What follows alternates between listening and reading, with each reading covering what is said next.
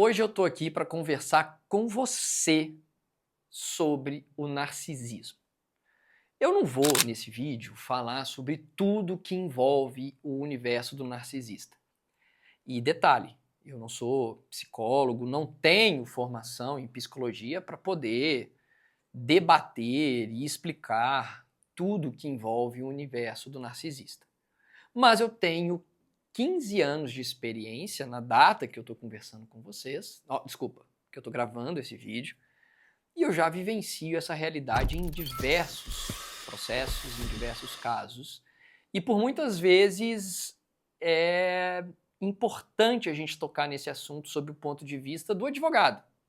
Um advogado que entende esse universo e que precisa te explicar algumas situações que são típicas do comportamento do narcisista.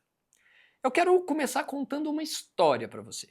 Uma história real, em que obviamente eu vou esconder o nome das pessoas envolvidas. Eu vou chamar a mulher de Maria e o agressor de João.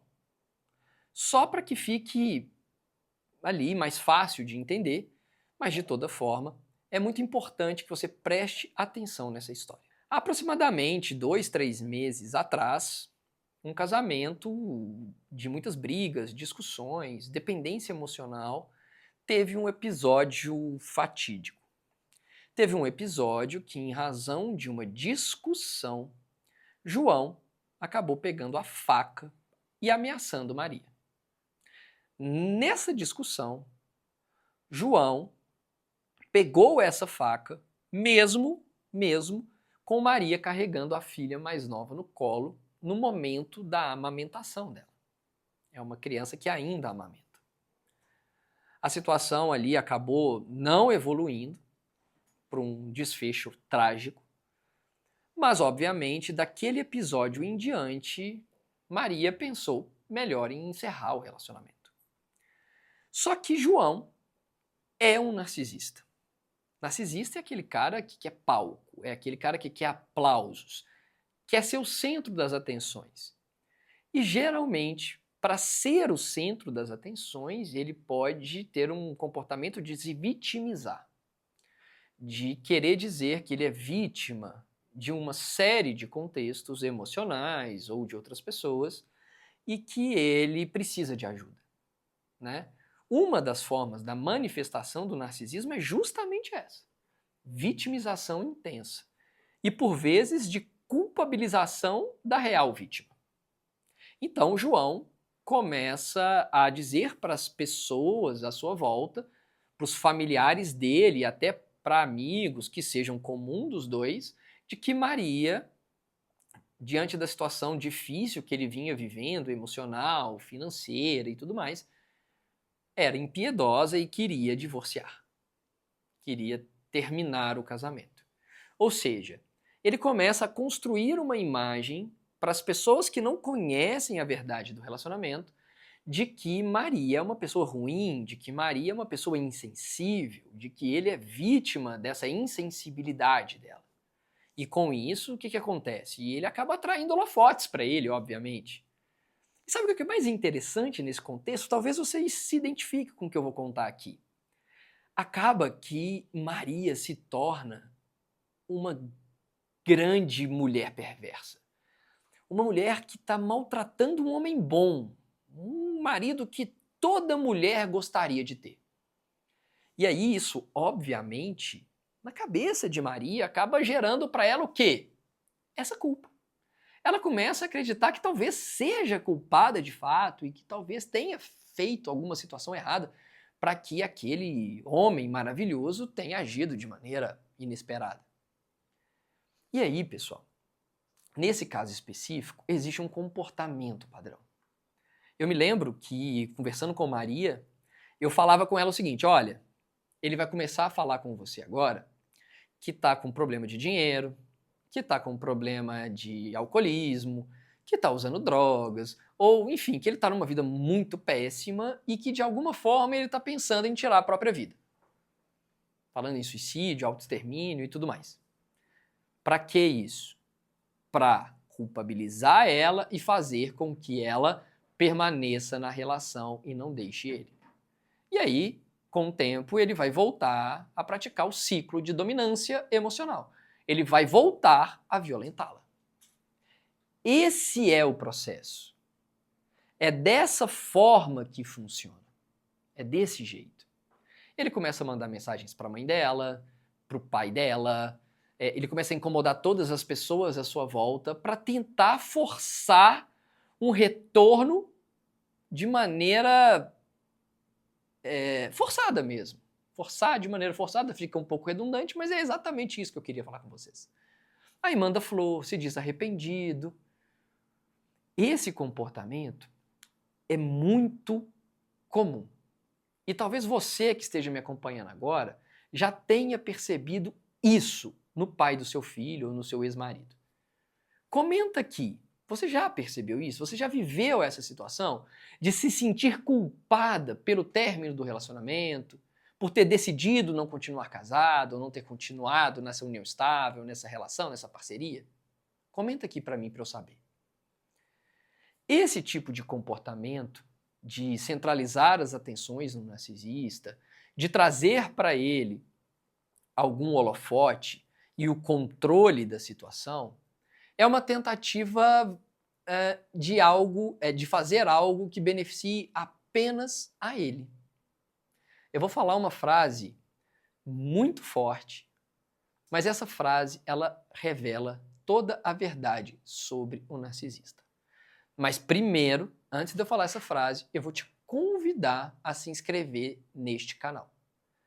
Se inscreve neste canal. Se você está aqui até agora, esse assunto te interessou. E você se inscrevendo nesse canal, você vai acessar sempre os nossos conteúdos. Acompanhar nosso podcast, acompanhar outros vídeos que tenham por aqui. Enfim, você vai aprender um pouco mais sobre como se libertar dos relacionamentos abusivos, como agir em razão de uma situação de guarda, enfim. Não deixa de se inscrever. O que eu quero dizer para vocês é o seguinte. A frase forte que eu quero dizer para você, que eu quero a sua atenção para que você entenda é: o narcisista não ama ninguém. Ele só ama a si próprio. E aí, o duro de saber isso é que eu estou dizendo para você de uma outra maneira que ele não te ama, que ele nunca te amou e que ele não ama nem os próprios filhos. Só existe ele no universo dele, mais ninguém. Tudo que ele faz é pensando na reputação dele, na autopreservação dele, no bolso dele, nos interesses dele. Nada do que ele te disser, nada do que ele falar, de fato está vinculado a um interesse genuíno de te ver melhor. Até mesmo essa volta do relacionamento que ele diz querer reconstruir, não é pensando no relacionamento. É pensando no conforto dele. É pensando em que talvez ser divorciado ou ser deixado por você seja algo que manche a reputação dele de alguma maneira.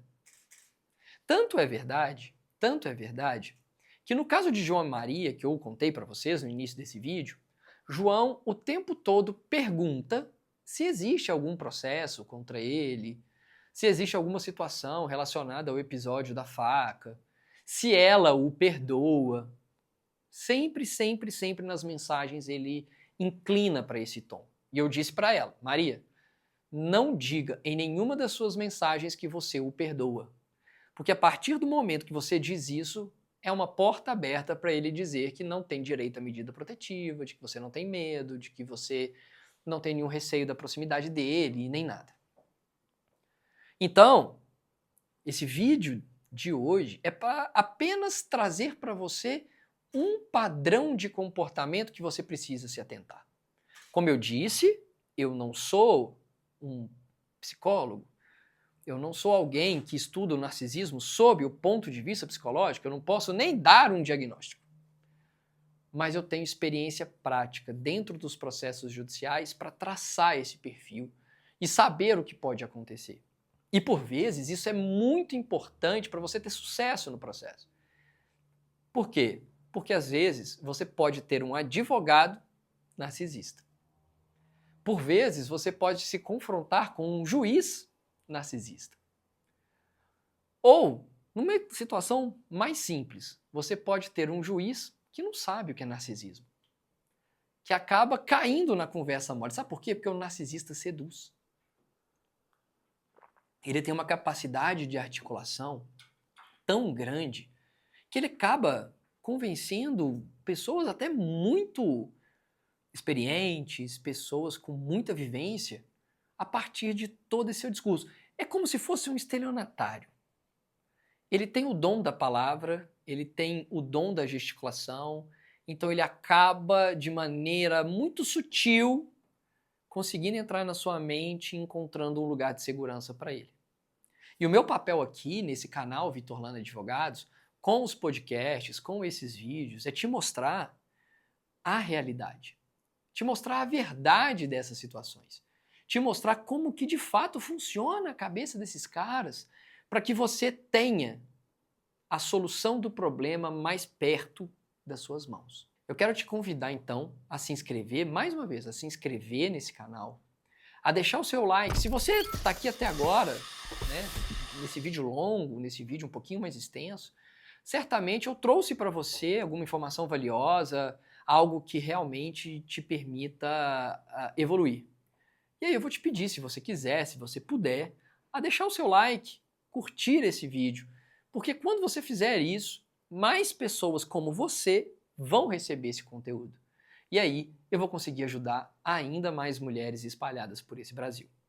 Então é isso, não deixe de acompanhar o nosso perfil, @VitorLanaAdvogados, onde você vai acompanhar o dia a dia do escritório, o maior escritório especialista em libertar mulheres das mãos dos narcisistas em relacionamentos abusivos. Então não deixa de acompanhar o nosso conteúdo, não deixa de se inscrever e continua acompanhando aí os vídeos que tem no canal, que eu tenho certeza que você vai maratonar todos e vai se tornar uma mulher ainda mais forte.